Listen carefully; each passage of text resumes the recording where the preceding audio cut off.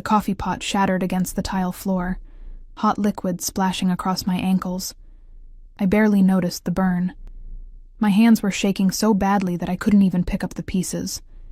It was the third thing I'd broken this week, and Elena, the diner's manager, was losing her patience. "Sophie, for God's sake, that's coming out of your paycheck." Her voice cut through the breakfast rush chatter. Several customers glanced up from their pancakes and newspapers, then quickly looked away. Nobody wanted to get involved. "I'm sorry," I mumbled, crouching to gather the larger ceramic shards. My uniform, a faded blue dress with a stained white apron, felt suddenly too tight, too visible. "I didn't sleep much last night. Lily had another fever." Elena's face softened slightly at the mention of my daughter. "Just clean it up before someone slips. And take table 12's order. They've been waiting." I nodded, grateful for the reprieve. At 28, I was too old to be dropping things like a nervous teenager, too desperate for this job to risk losing it. Single mothers with GEDs don't exactly have Fortune 500 companies lining up to hire them, especially not in this part of Chicago. The diner, Lou's place, sat on the edge of two worlds. To the south were the gleaming skyscrapers and wealthy neighborhoods. To the north and east, the forgotten districts, where ambulance response times tripled and police presence dwindled after dark. We served both. Business people grabbing coffee before work, and neighborhood regulars who ordered the cheapest items on the menu, nursing them for hours. As I approached table 12 with my notepad, I noticed them immediately. 3 men in suits too expensive for Lou's cracked vinyl booths. The fabric probably cost more than my monthly rent. They weren't reading menus, weren't checking phones. They just sat, watching the door, unnaturally still amid the morning bustle. "Can I take your order?" My voice came out steadier than I expected. 2 of the men didn't acknowledge me. The third, youngest, with closely cropped dark hair and a scar that ran from his ear to the collar of his shirt, glanced up. "Just coffee." His accent was Eastern European. The words clipped. "Nothing to eat? Just coffee," he repeated, spacing the words like I might not understand English. I nodded and retreated, feeling their eyes follow me. Something cold slithered down my spine. I'd worked here long enough to recognize when certain types of customers came in. Lou's had an unspoken arrangement with some of the local outfits. They used the back room occasionally for meetings. In exchange, the diner never had problems with vandalism or robbery. Elena never talked about it, and I never asked. The bell above the door jingled, and the atmosphere in the diner shifted. Conversations quieted, silverware stilled against plates. The 3 men at table 12 straightened imperceptibly. I turned and saw him. He entered like he owned the place. Maybe he did, for all I knew. Tall, broad-shouldered, in a charcoal suit that made everyone else look like they were wearing costumes. His hair was dark with silver streaks at the temples, face all sharp angles and shadows. But it was his eyes that stopped my breath. Pale blue, almost colorless, scanning the room with casual ownership. Behind him stood a mountain of a man, hands clasped in front, eyes constantly moving. A bodyguard, obviously. The 3 suits at table 12 half rose before the man gave a subtle gesture, and they sat back down. Elena hurried over, wiping her hands on her apron. She nodded respectfully but didn't smile. "Mr. Volkov, we weren't expecting you." Volkov. The name rippled through my consciousness. Even I knew of Mikhail Volkov, the Russian businessman who supposedly owned half the city's high-rises and a good portion of its underground. Rumors about his activities ranged from money laundering to worse things I tried not to think about. "Last-minute decision," he replied, his voice surprisingly soft, with just a hint of an accent. "My usual table?" Elena nodded and led him toward the back, to a corner booth partially hidden by a brick column. As they passed me, his shoulder brushed mine. I stepped back quickly, mumbling an apology, though it wasn't my fault. For just a second, those pale eyes locked with mine, and something like recognition flickered across his face. I looked away first, heart hammering against my ribs like a trapped bird. The next hour passed in a blur of orders and coffee refills. I avoided the back section where Volkov sat with his men, grateful when Jess, the other waitress, took over serving them, but I could feel his presence like a storm system, changing the pressure in the room. Then came the shouting. A man burst through the door, wild-eyed and sweating despite the cool October morning. He wore a stained hoodie, hands trembling as they emerged from the front pocket. In his right fist was a small black handgun. "Nobody move," he screamed, voice cracking. "Hands where I can see them." Time crystallized. A woman at the counter started crying. The cook, Pedro, froze with a spatula in hand. I stood paralyzed, coffee pot halfway to a customer's cup. The gunman's eyes darted frantically around the diner until they locked onto Volkov's corner. A smile spread across his face. Not joyful, but terrible. "Found you, you son of a bitch." Later, I would wonder what madness drove him to attack Mikhail Volkov in public. Desperation, drugs, revenge. It didn't really matter. What mattered was that he was pointing his gun at the back booth, and his hand was shaking badly enough that he could hit anyone in that general direction, including the young mother and her toddler sitting 2 tables away. The bodyguard moved with surprising speed for his size, shoving Volkov down. The 3 suits from table 12 were standing, reaching inside their jackets. But they were on the wrong side of the diner, too far to reach the gunman before he fired. I don't remember deciding to move. One moment I was frozen, the next I was lunging forward, driven by the image of that small child with golden curls, so like my lilies. The coffee pot left my hand, flying through the air toward the gunman's face. Hot coffee splashed across his eyes. He screamed, firing wildly toward the ceiling as he clawed at his face. I crashed into him with my full weight, sending us both sprawling across the checkered floor. The gun skittered away under a table. Pain exploded across my cheek as his elbow connected with my face. I tasted blood, felt the cold floor against my back as he scrambled to his knees, now looming over me, reaching for my throat. Then he was gone, lifted bodily away. Through my dazed vision, I saw Volkov's bodyguard holding the would-be assassin by the neck, feet dangling above the ground. The man's face was turning purple, coffee burns blooming red across his skin. "Enough, Dmitri." Volkov's voice, calm and collected, as if ordering breakfast instead of stopping a murder. He stood above me now, straightening his tie, not a hair out of place despite the chaos. The pale eyes studied me with an intensity that made my skin prickle. He extended his hand. After a moment's hesitation, I took it, allowing him to pull me to my feet. His grip was warm and dry, surprisingly gentle. "You're hurt," he said, reaching toward my face. I flinched back instinctively, and something darkened in his expression. He withdrew his hand slowly. "It's nothing," I whispered, though my cheek throbbed, and I could feel blood trickling from my split lip. Around us, the diner was in chaos. People crying, shouting, the sound of approaching sirens. One of Volkov's men had retrieved the gun and made it disappear. Another was already herding the gunman toward the back exit, the bodyguard following. Volkov hadn't moved, hadn't taken his eyes from my face. "What's your name?" he asked. Sophie Miller." "You have good reflexes, Sophie Miller." The way he said my name made it sound like something precious, something owned. And questionable self-preservation instincts. I swallowed hard. There was a child. Something shifted in his expression. "Yes," he said softly. "I saw." He reached into his jacket. I tensed automatically and pulled out a business card. He pressed it into my palm, folding my fingers over it. "For your troubles." Before I could respond, he turned and walked toward the back exit, his men falling in around him like planets orbiting a sun. Just before disappearing through the door, he paused, looking back at me over his shoulder. "Thank you, Sophie Miller. I won't forget." I stood there, trembling, as police officers flooded the diner. They took statements, photographed the bullet hole in the ceiling, asked if anyone recognized the shooter. Nobody mentioned Mikhail Volkov. Nobody mentioned the coffee pot or my intervention. According to the patrons, the man had come in raving, fired at the ceiling, and run out the back when he heard sirens. Elena closed the diner early. She pulled me aside before I left, pressing a frozen bag of peas against my swelling cheek. "You should go to the hospital." I shook my head. "Can't afford it.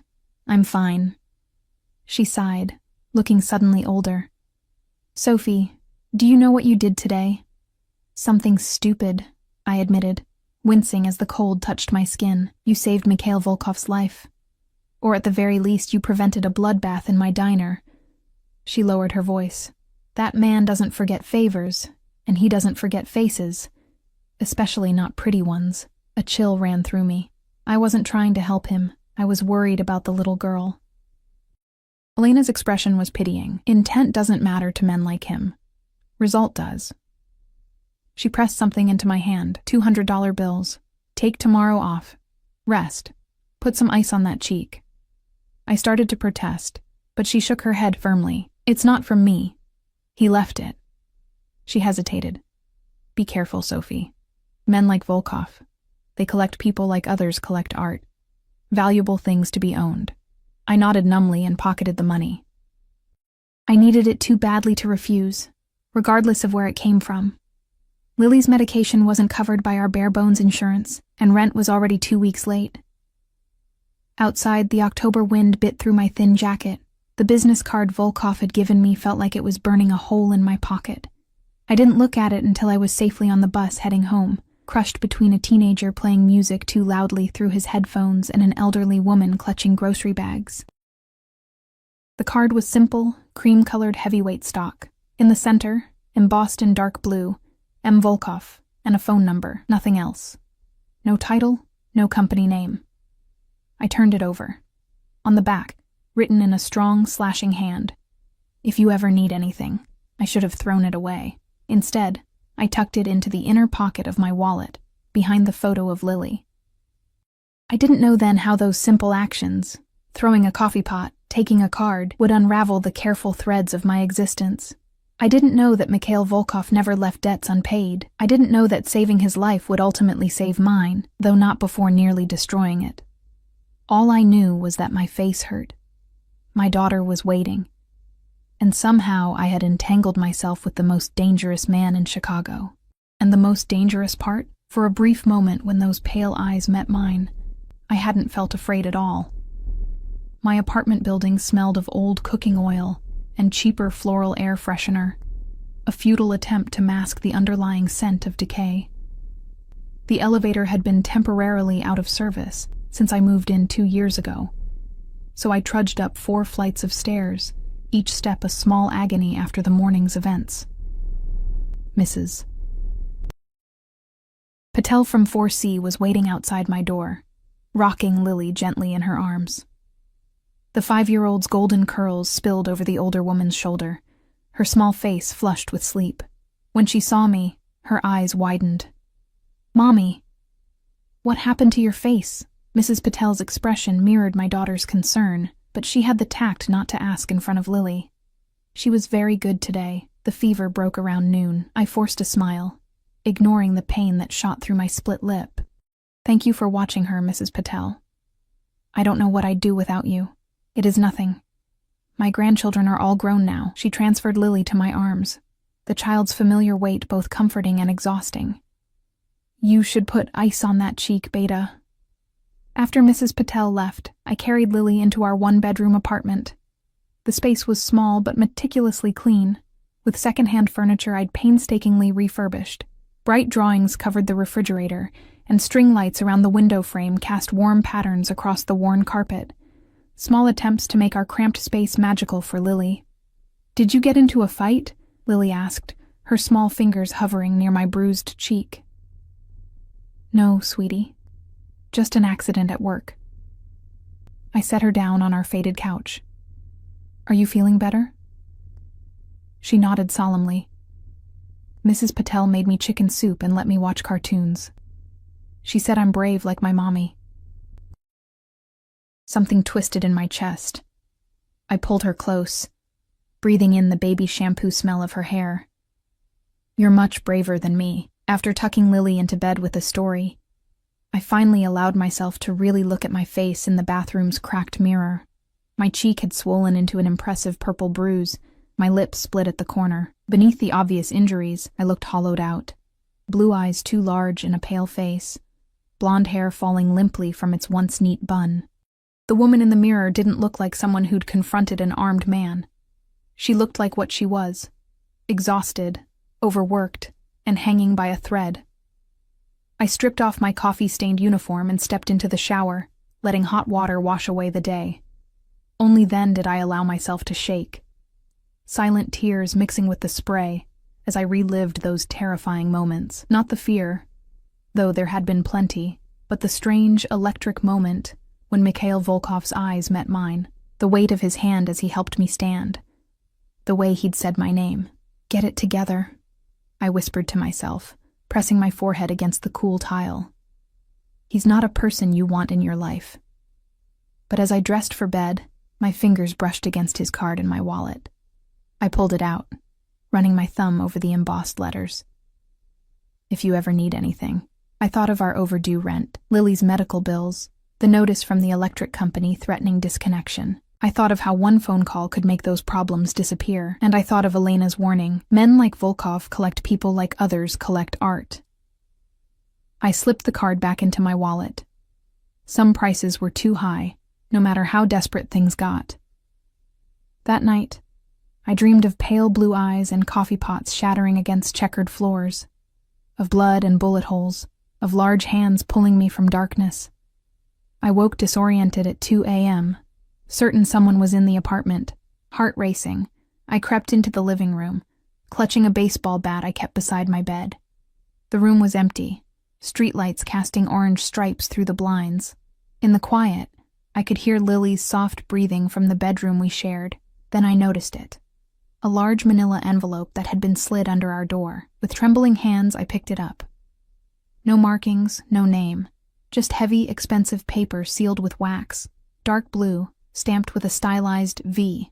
Inside was a check. Not cash, not a money order, but an actual personal check on thick stock, with Mikhail Volkov printed in the corner. Made out to Sophie Miller, for $50,000. The amount made me sit heavily on the floor, breath-catching. Clipped to the check was a note on the same cream-colored cardstock as his business card. In that same strong handwriting, "For medical expenses and inconvenience, no strings attached." I stared at the check until my eyes blurred. $50,000, enough to pay off our medical debt, enough for a better apartment in a safer neighborhood, enough for a specialist for Lily's recurring respiratory infections, enough to change our lives. But I knew, deep in my bones I knew, that money from Mikhail Volkov would always have strings, whether visible or not. I thought of the gunman, of how efficiently Volkov's men had made him disappear. I thought of the rumors about his business dealings, the trail of broken lives left in his wake. I couldn't deposit the check. I couldn't invite that world into Lily's life. But I couldn't throw it away either. In the morning, I called Elena and told her I'd be coming to work despite her giving me the day off. We needed the money. The normal, honest kind that came from serving eggs and pouring coffee. The kind that didn't arrive mysteriously under doors at 2 a.m. "Are you sure?" Elena asked, concern in her voice.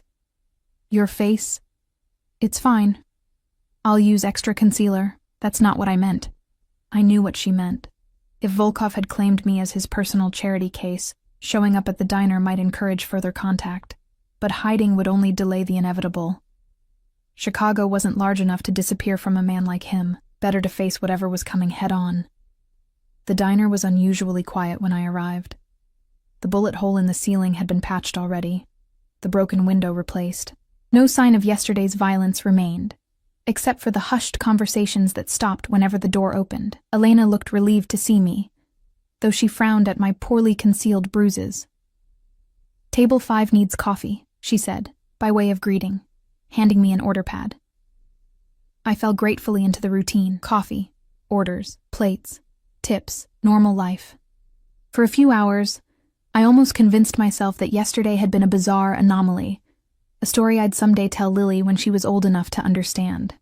Then the bell above the door chimed, and that familiar electricity charged the air. It wasn't Volkov this time, but the bodyguard, Dmitri, his massive frame making the diner seem suddenly smaller. His gaze swept the room before settling on me. He nodded once, then took a seat at the counter. With leaden feet, I approached him. "Coffee? Please."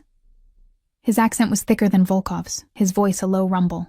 "Mr. Volkov wishes to know if you received his token of appreciation."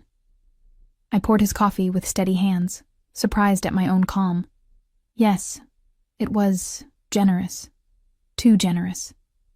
He does not believe so. Please tell him I'm grateful, but I can't accept it. Dmitri raised an eyebrow, studying me. Many people would not hesitate. I'm not many people. I set the coffee pot down harder than necessary. I didn't help him for money. No, for the child, Dmitri nodded. He mentioned this. Something about the way he said it made me pause. Does that matter to him? Dmitri took a sip of his coffee, grimacing slightly at the diner's cheap blend. Mr. Volkov values loyalty and courage. Those dark eyes assessed me. Both are rare qualities. I was just doing what anyone would do. His laugh was a short, humorless bark. No. Others froze. Others hid. You acted. He reached into his jacket and placed a small white paper bag on the counter. For your injuries. Inside was a tube of expensive-looking cream, the label in French. Tell him thank you, but you would refuse medicine? There was something almost amused in his expression. It is not money, just something to help with pain. Put that way, refusing seemed childish. I tucked the bag into my apron pocket. Thank you. Dmitri finished his coffee and left a $50 bill on the counter. As he stood to leave, he hesitated. The check. You have not deposited it. It wasn't a question. I swallowed hard. No. You should reconsider. Mr. Volkov does not like to be indebted. He adjusted his suit jacket. He will be at Athena tomorrow night, 8 o'clock. You should come. I can't. I have a daughter. Arrangements can be made. He spoke with the confidence of someone used to removing obstacles. Wear something nice. After he left, Elena appeared beside me, eyes wide. What did he want? Apparently, I have a dinner invitation. From Volkov? She crossed herself quickly. Sophie, be careful. Men like him. I know. You said that yesterday. But I'm not going. Elena gave me a long look. Maybe you should. Return the check. Thank him in person. Make it clear you want nothing more. A clean break. She lowered her voice. If you refuse outright, he might take it as a challenge. The thought made my stomach twist. I'd seen enough movies to know how these scenarios typically played out. The powerful man, the working-class woman, the gradual erosion of boundaries. I had no interest in becoming a cliché or a cautionary tale, but I also had no interest in finding out what happened when someone refused Mikhail Volkov's generosity. That night, I stared at the check on my kitchen table, Lily sleeping peacefully in the next room. I thought about Elena's advice, about Dmitri's veiled warning, about the way Volkov had looked at me in that frozen moment after the gunman fell. A proper thank you dinner, a return of the check, a polite but firm establishment of boundaries. Then back to normal life. I tried to ignore the voice whispering that normal life had never included midnight deliveries of $50,000 checks or invitations to restaurants I couldn't afford to park near, let alone dine in. That normal life had never included men like Mikhail Volkov with their pale eyes and implicit danger. I picked up my phone and typed the number from Volkov's card. My thumb hovered over the call button for a long, suspended moment. Then Lily coughed in her sleep, that familiar rattling sound that never failed to send fear spiraling through me. And I made my decision. I didn't call. Instead, I texted, I'll be there tomorrow. 8 p.m. Sophie Miller. The response came seconds later, as if he'd been waiting. I look forward to it. Athena wasn't just a restaurant, it was an institution, the kind of place where politicians sealed deals and celebrities hid from paparazzi. Located on the top floor of one of Chicago's sleekest skyscrapers, it boasted panoramic views of the city and a 3-month waiting list for reservations, unless, apparently, you were Mikhail Volkov. I stood outside the gleaming entrance, heart hammering against my ribs. The black dress I wore, my only nice one, purchased years ago for a college friend's wedding, suddenly felt woefully inadequate. Around me, women glided past in designer outfits that probably cost more than 6 months of my rent. Miss Miller? A uniformed attendant approached, somehow identifying me immediately. Mr. Volkov is expecting you. Please follow me. The elevator ride to the 50th floor gave me a moment to collect myself. I'd spent an hour debating what to do with my hair before finally leaving it down, the blonde waves softening the worst of the bruising on my face. I'd borrowed makeup from Jess at the diner, who had experience covering the occasional black eye. The cut on my lip remained visible, but at least I looked less like I'd been in a bar fight. Mrs. Patel had agreed to stay with Lily, her knowing eyes taking in my dress and nervous energy without comment. "You deserve a nice evening," was all she'd said, squeezing my hand. The restaurant was everything I'd imagined. Crystal chandeliers, white tablecloths, soft jazz from a live trio in the corner. The maitre d' led me through the main dining room toward a secluded area separated by frosted glass panels. Volkov stood as I approached. He wore a perfectly tailored dark suit, but somehow he looked more dangerous in this refined setting than he had in the chaotic aftermath of the shooting. "Sophie." My name in his accent sent an involuntary shiver down my spine. "You look lovely. Thank you for inviting me." I remained standing, clutching my small purse where the folded check rested. "Though it wasn't necessary. Please, sit." He gestured to the chair a waiter had pulled out for me.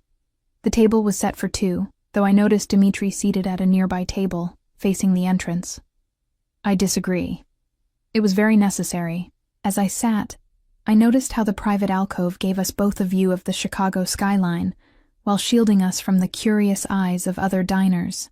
A bottle of champagne already rested in an ice bucket beside the table. "I brought your check," I said, reaching for my purse. Better to handle this immediately, before the situation became any more surreal. Volkov raised his hand slightly. "Later. First, let's have dinner. Mr. Volkov. Mikhail, please. Mikhail." The name felt foreign on my tongue.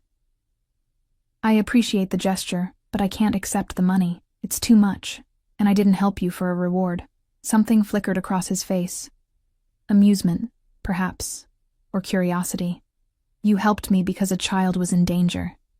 This I understand and respect." He leaned forward slightly. "But a debt is a debt, Sophie. In my world, balances must be maintained.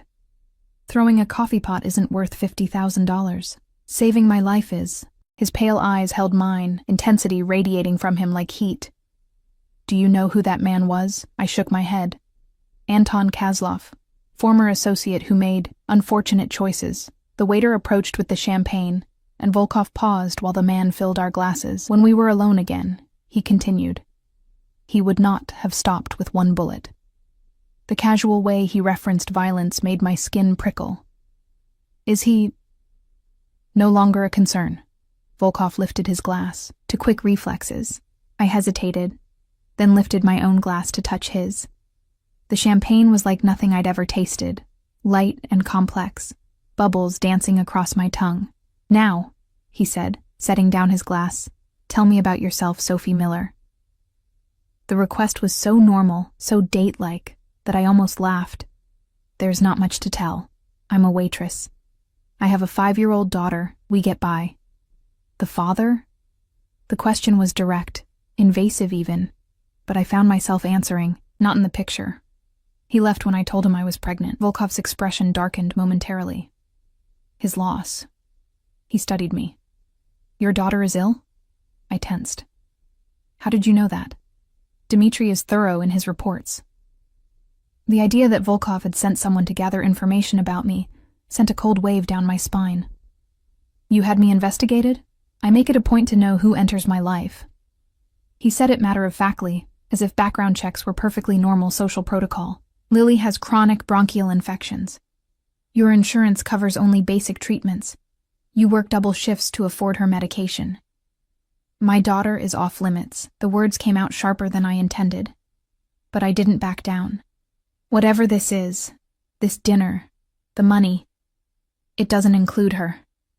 Rather than being offended, Volkov looked approving, a mother protecting her child, as it should be. He signaled to the waiter. "Shall we order? The chef has prepared several options for us." The meal progressed with surreal normality. The food was exquisite, dishes I couldn't pronounce but that melted on my tongue, flavors I'd never experienced. Volkov spoke about the city, about art, about music. Carefully neutral topics that revealed little about himself while drawing more from me than I intended to share. He was charming, educated, articulate. If I didn't know who he was, what he was, I might have enjoyed myself. As it was, I remained on guard, aware that every question, every smile, likely had purpose behind it. "You're studying me," he observed after the main course was cleared. Trying to reconcile what you've heard with what you see, I straightened in my chair. "Can you blame me? Your reputation precedes you." "And what is my reputation, Sophie?" There was genuine curiosity in his voice. "That you're dangerous, that people who cross you disappear. And yet you came tonight. I wanted to return your check in person, to thank you properly and establish boundaries." His lips curved slightly. "Boundaries. I'm not for sale, Mr. Volkov." "Mikhail," he corrected automatically. "And I never suggested you were." He leaned back, something almost like respect in his gaze. "Most people in your position would have cashed the check without question. You bring it back and demand boundaries. Fascinating." "I'm not trying to be fascinating. I'm trying to keep my life simple." "Simple." He tested the word. "Is that what you want? A simple life of double shifts and overdue bills, of watching your daughter struggle to breathe while you decide between medication and rent?" The words stung, because they contained truth. "What I want is irrelevant. What matters is keeping Lily safe and healthy. And if I could ensure both, better healthcare, better housing, better schools, all while keeping her safe, at what cost?" I asked quietly. He didn't answer directly. Instead, he signaled for dessert to be served. Delicate pastries alongside fresh berries and cream. "Have you heard of the butterfly effect, Sophie? The theory that small actions can have large consequences?" I nodded, uncertain where he was going. "Your actions in the diner, they were a small thing in the grand scheme. A coffee pot thrown, a moment's courage, but they created ripples." He picked up his dessert fork, contemplating the pastry before him. "Those ripples reached me. Now they're reaching you. I don't understand. I've been looking for something for a long time. Someone, perhaps." His eyes met mine. "Someone who acts without calculation, who sees a child in danger and moves without thought for herself, who refuses money that could change her life because she fears the strings attached." He set the fork down untouched. "Do you know how rare that is in my world?" I swallowed hard. "I'm just a waitress." "No. You're a woman of principle in a world that rewards compromise." He reached across the table, his fingers brushing mine so lightly I could have imagined it. "I'm offering you a chance, Sophie. Not $50,000. Something much more valuable." "What?" "Partnership." The word hung between us, loaded with unspoken implications. "What kind of partnership?" "I need someone I can trust, someone outside my usual circles. Someone who sees clearly." His voice dropped slightly. "The coffee incident showed me you have instincts. Courage. Integrity. You don't even know me." "I know enough." He withdrew his hand. "I'm opening a new foundation. Legitimate business. Focused on children's health care. I want you to run it." Of all the things I'd expected him to say, this wasn't one of them. I don't have the qualifications for something like that. Qualifications can be acquired. Integrity cannot." He pushed a folder across the table that I hadn't noticed before. $300,000 a year, full benefits, flexible hours so you can be with Lily. The foundation would provide specialized care for children like her, those falling through the cracks of the healthcare system. I stared at the folder without opening it. Why me? Why not someone with experience? Experience often comes with compromised ethics. He shrugged slightly. "Besides, I owe you my life. This seems a fitting way to balance that debt." "By offering me a job I'm not qualified for?" "By offering you the chance to help children like your daughter while securing her future."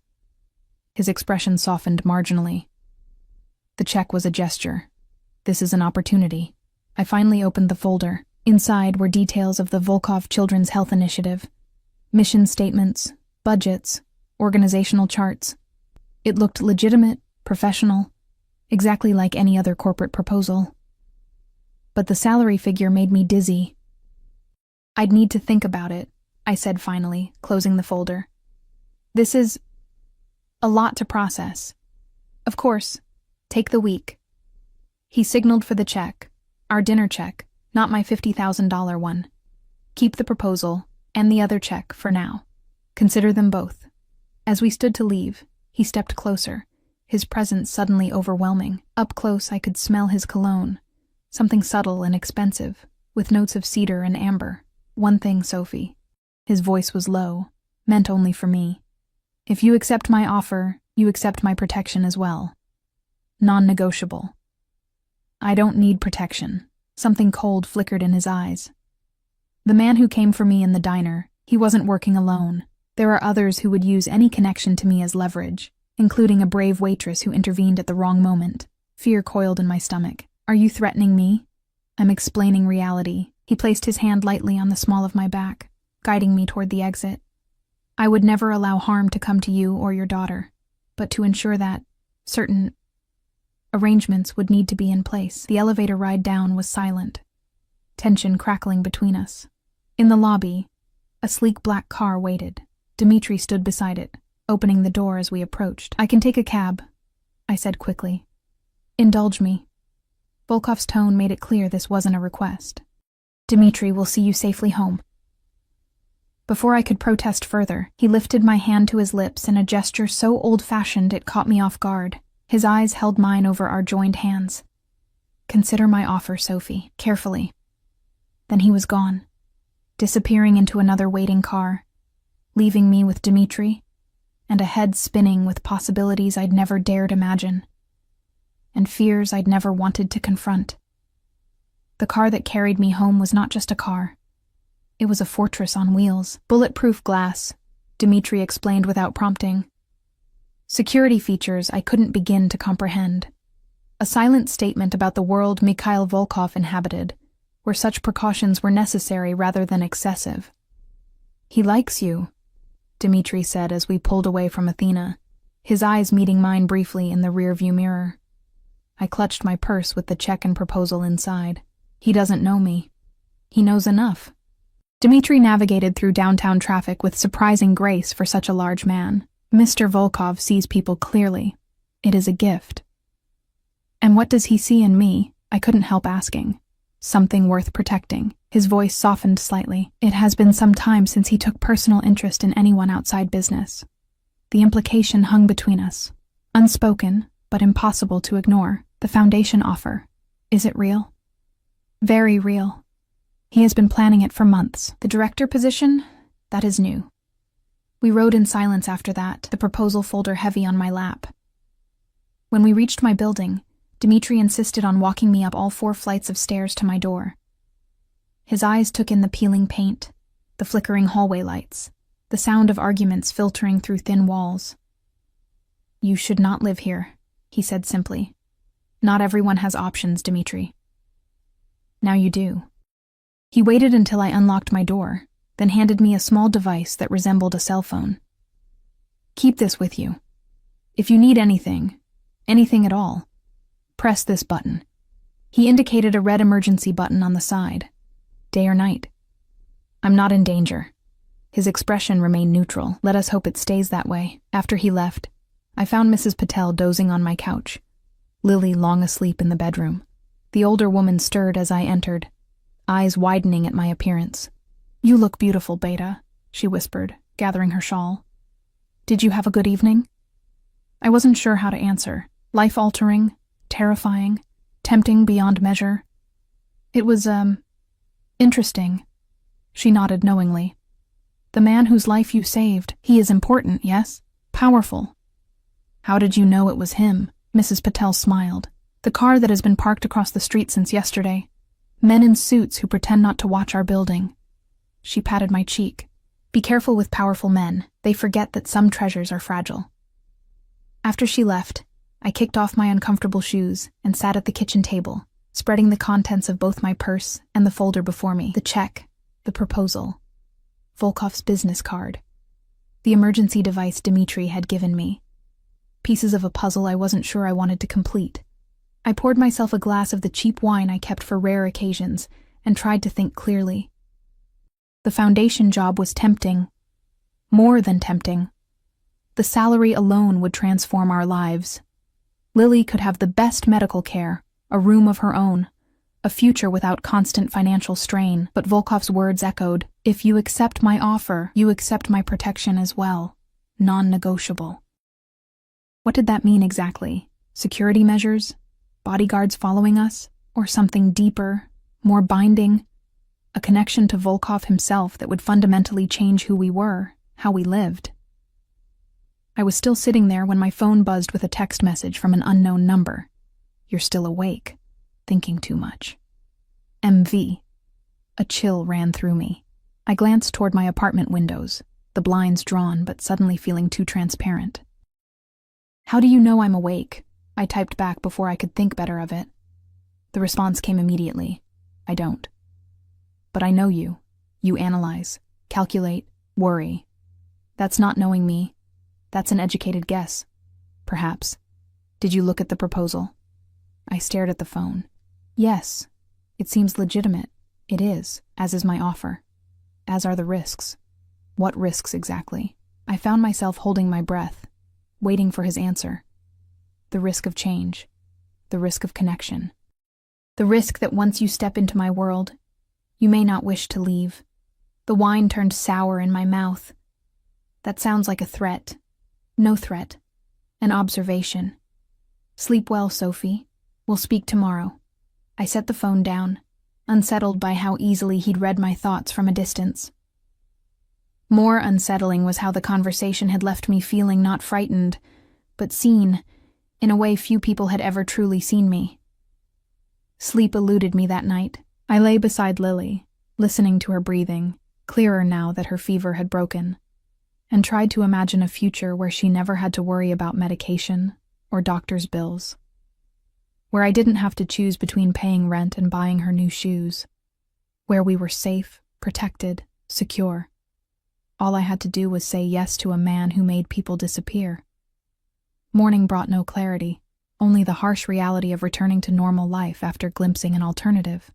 I dressed for my shift at the diner, kissed Lily goodbye as she left for kindergarten with our neighbor's daughter, and tried to pretend the world hadn't shifted beneath my feet.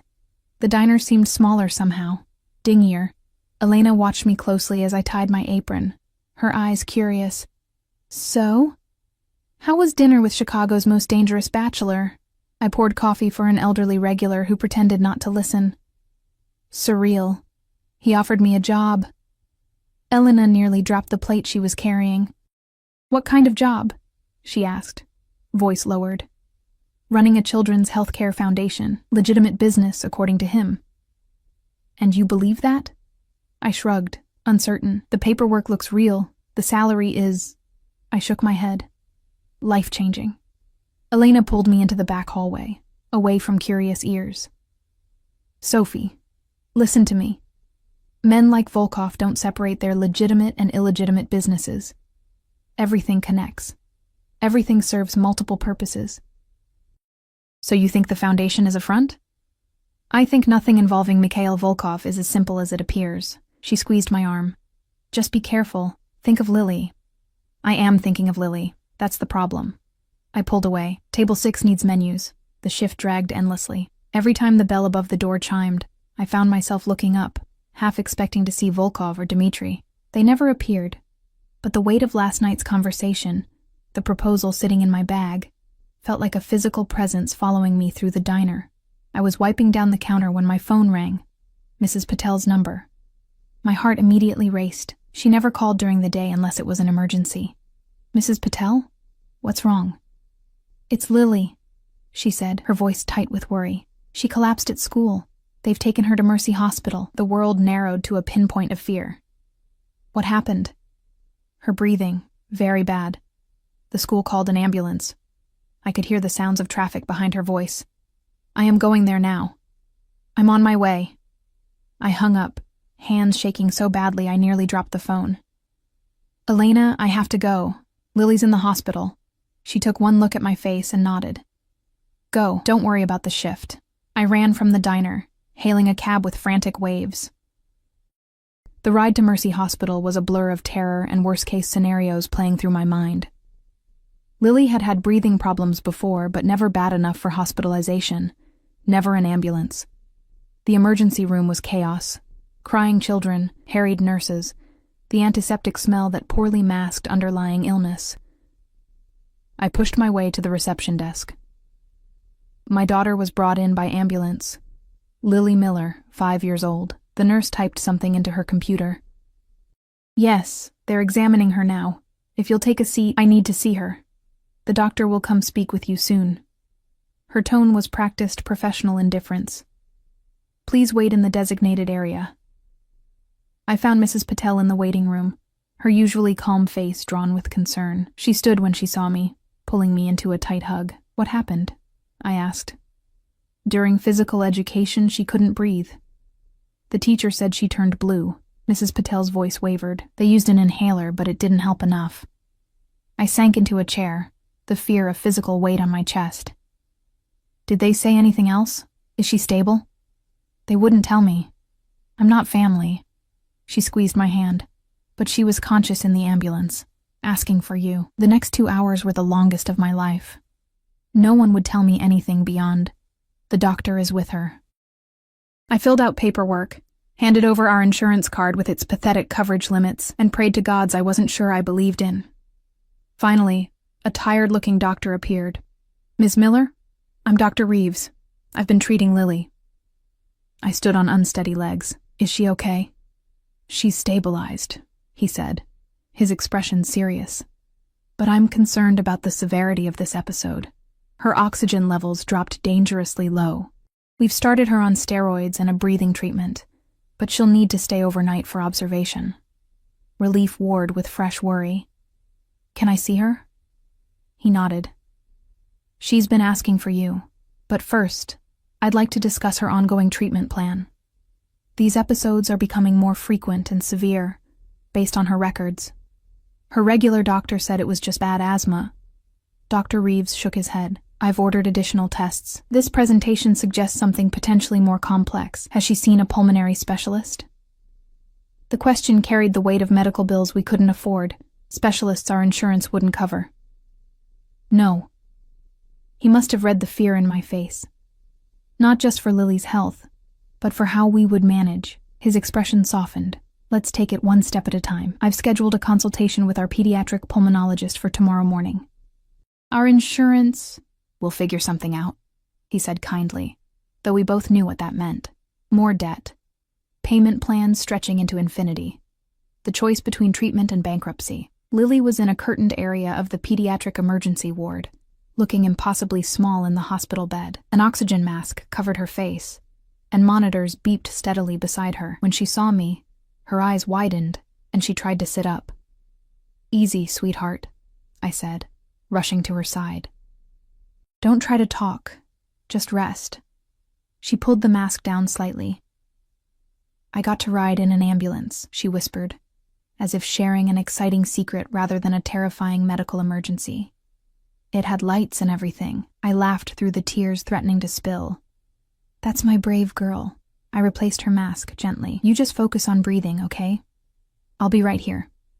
Mrs. Patel stayed until visiting hours ended, then reluctantly left with promises to bring clothes for both of us in the morning. I settled into the uncomfortable chair beside Lily's bed, watching her finally sleep, the oxygen mask fogging rhythmically with each breath. It was nearly midnight when my phone vibrated with a text. I heard about Lily. Whatever you need, it's yours, no conditions. MV. I stared at the message, too exhausted and afraid to question how he knew, or what his offer really meant.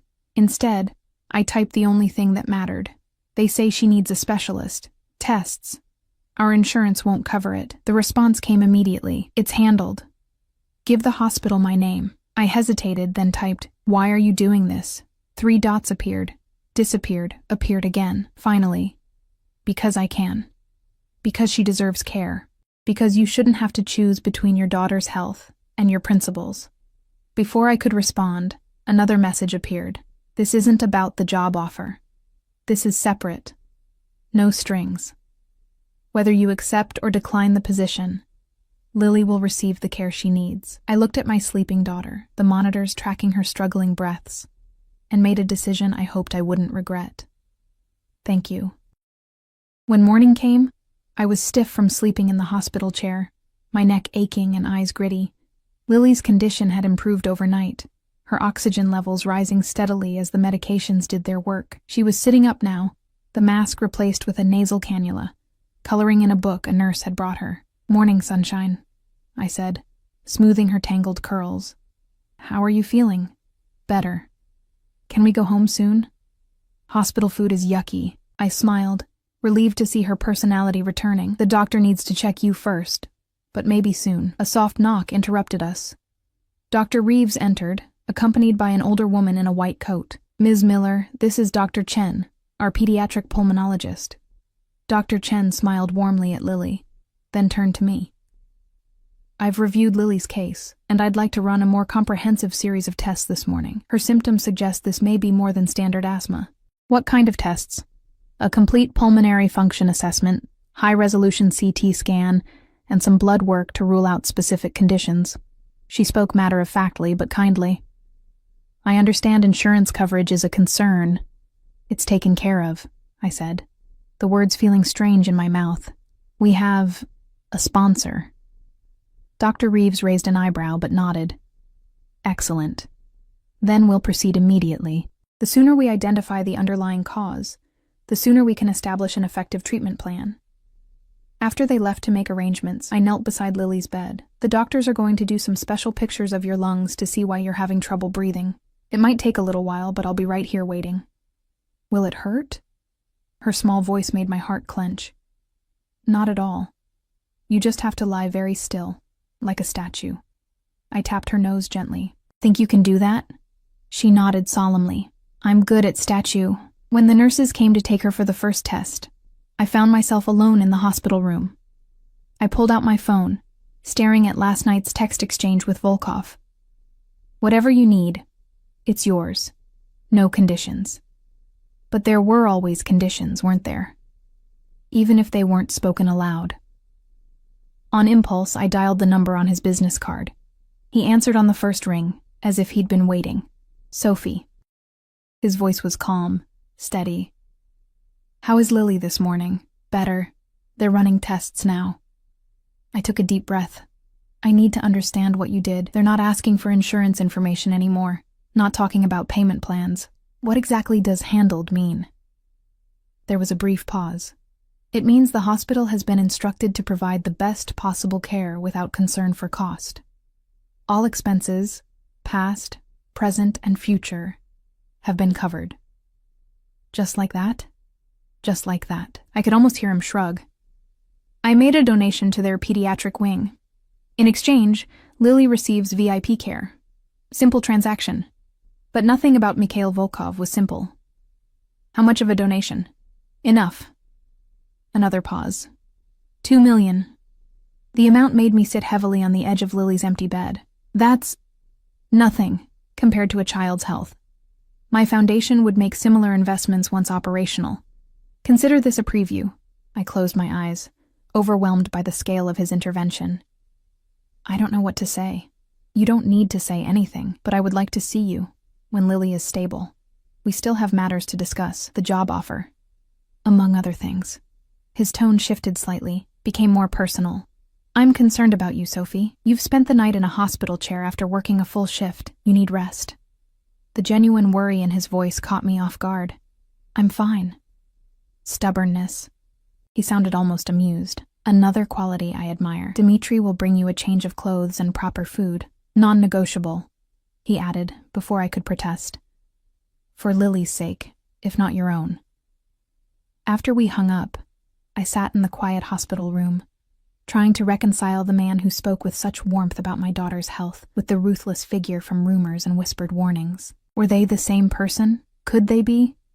True to his word, Dmitri arrived an hour later carrying not just clothes and food, but a soft blanket, toiletries, and a stuffed elephant for Lily. He set everything down without ceremony.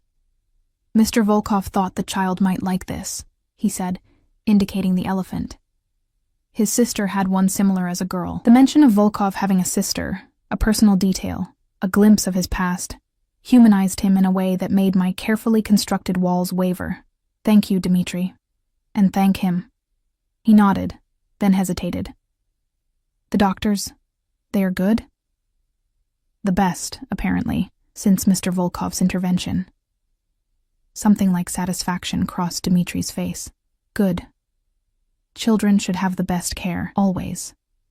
For a moment, the stoic bodyguard disappeared, replaced by something more vulnerable.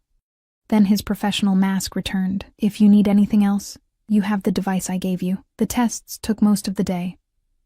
Lily returned from each one progressively more tired, but still remarkably brave. By evening, she was asleep again, this time with the stuffed elephant clutched tightly in her arms. Dr. Chen returned with preliminary results, her expression carefully neutral. "We've identified the issue. Lily has a rare form of pulmonary hypertension, increased blood pressure in the arteries of her lungs. It explains the progressive breathing difficulties, the fatigue, the episodes of severe distress." The clinical words washed over me, each one a blow. "Is it treatable?" "Yes, though it's complex. She'll need specialized medication, regular monitoring, possibly some minimally invasive procedures." Dr. Chen sat beside me. "The good news is we caught it relatively early. With proper treatment, children with this condition can lead normal, active lives, and without proper treatment, her hesitation told me everything. It's progressive. Without intervention, it worsens over time. Progressive worsens. Words that no parent should ever hear about their child's health. But we have excellent treatment options," Dr. Chen continued quickly. "And given your financial arrangement, Lily will have access to the best care available, including some experimental therapies showing promising results."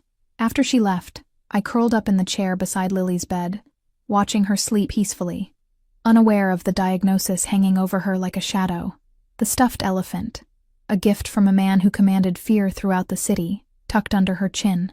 Life had strange symmetry sometimes. 3 days later, we were cleared to go home. Lily, resilient as children often are, was eager to return to our apartment, to her toys and routine. I was less enthusiastic, knowing that our cramped space with its poor ventilation and occasional mold issues was exactly the wrong environment for a child with pulmonary problems.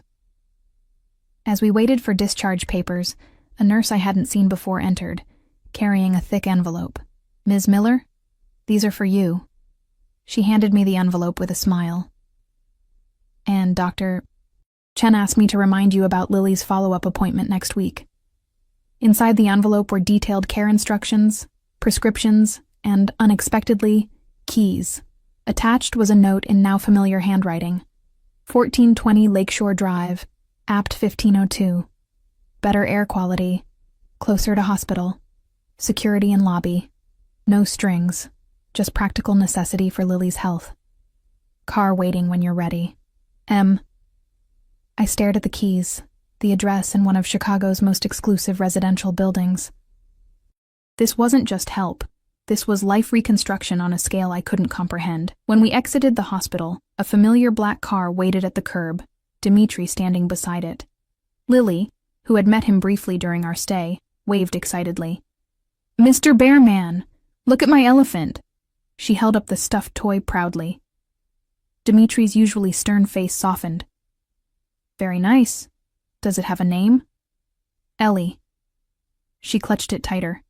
"Mommy, can we go home now? I want to show Ellie my other toys." I knelt beside her, keys clutched in my hand.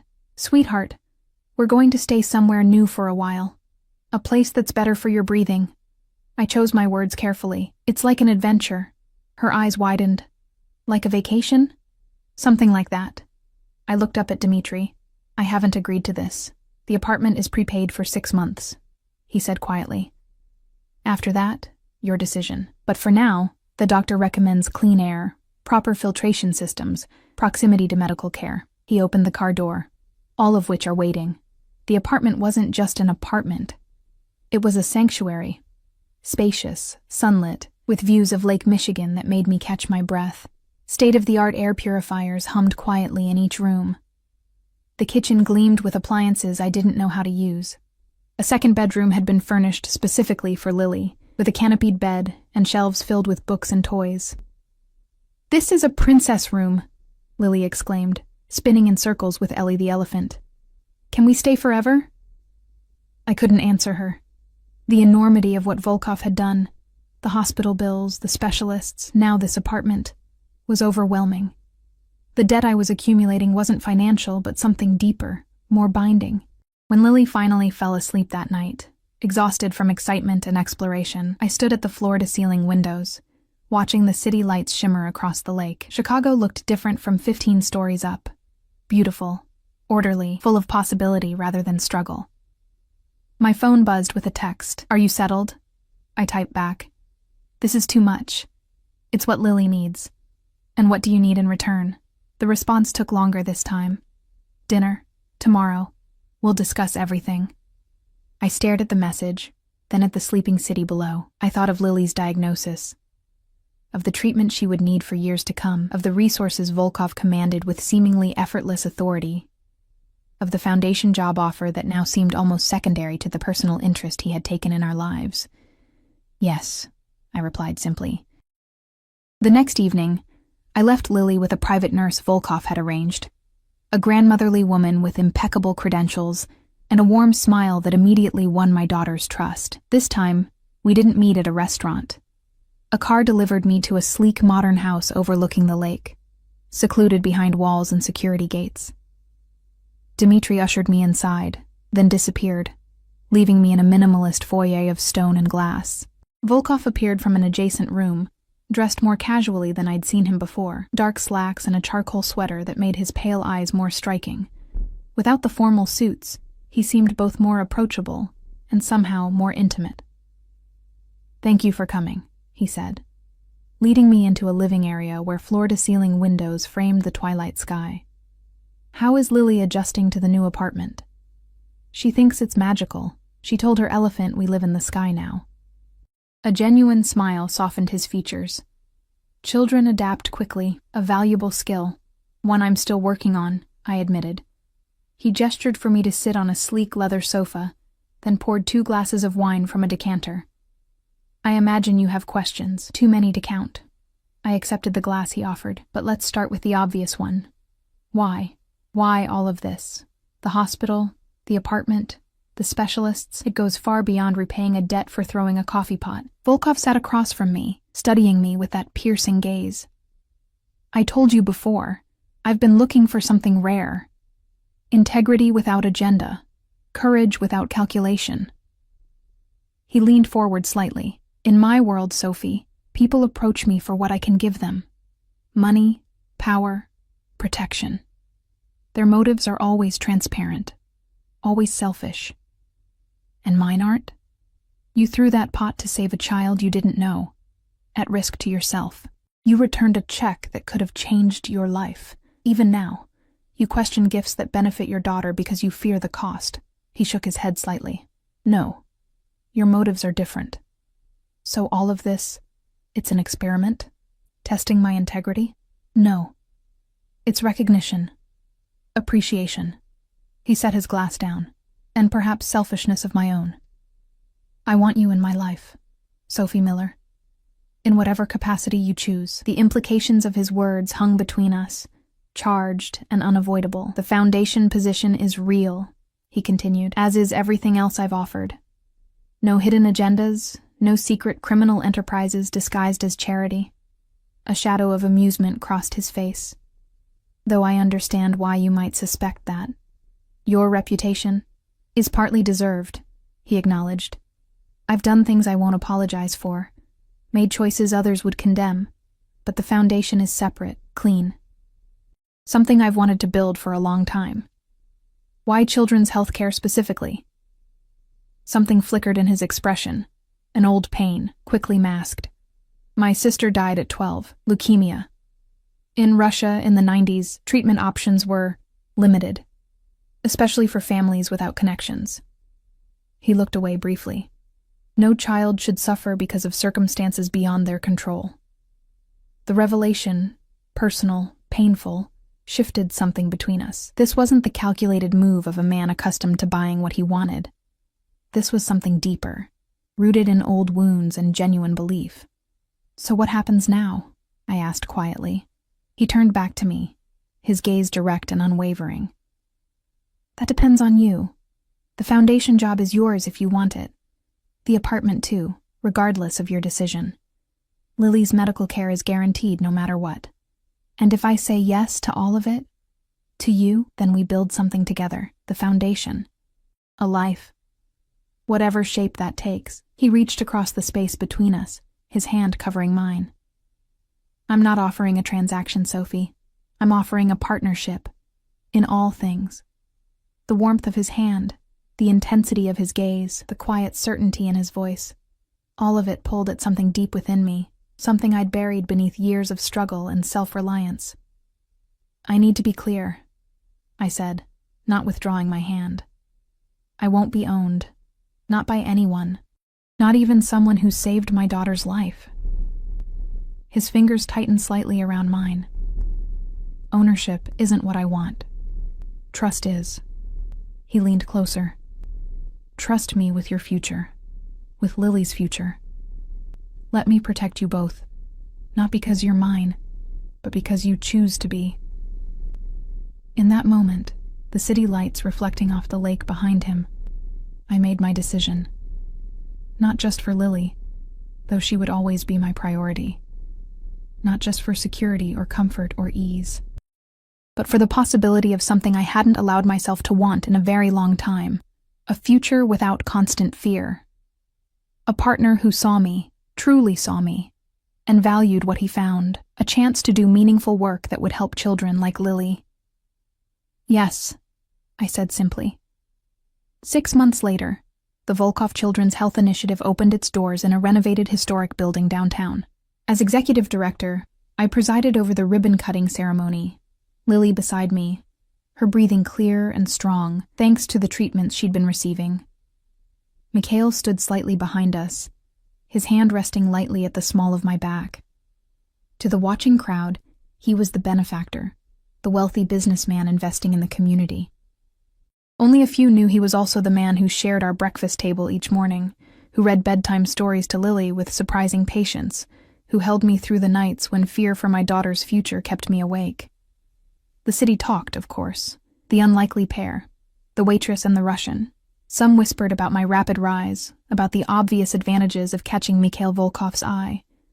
Others spun darker tales of coercion or manipulation. None of them knew the truth, that he had offered me freedom, not captivity. That each step toward him had been my choice, made with clear eyes and full understanding. That beneath the ruthless businessman was a man who had lost too much to take anything for granted. As cameras flashed and reporters called questions, Mikhail leaned close to my ear. "Regrets?" he asked quietly. I watched as Lily charmed the gathered crowd, her stuffed elephant still clutched in one arm despite being too big for toys now. I thought of our life before, the constant struggle, the fear, the loneliness, and our life now. Complicated but secure, challenging but protected. "Not one," I answered, turning to meet those pale blue eyes that had changed everything with a single look across a diner floor. Worth every drop of coffee. His rare smile appeared, the one reserved only for me and Lily, genuine and unguarded. "I told you from the beginning, Sophie Miller. A debt is a debt." His hand found mine, fingers intertwining, and this one, I'll spend a lifetime repaying. The foundation would go on to help thousands of children access medical care they couldn't otherwise afford. The city's whispers would eventually shift from scandal to admiration. And two people who had found each other in the most unlikely of circumstances would build a life neither had dared imagine, all because of a coffee pot thrown in a moment of courage and a man who recognized its value beyond measure.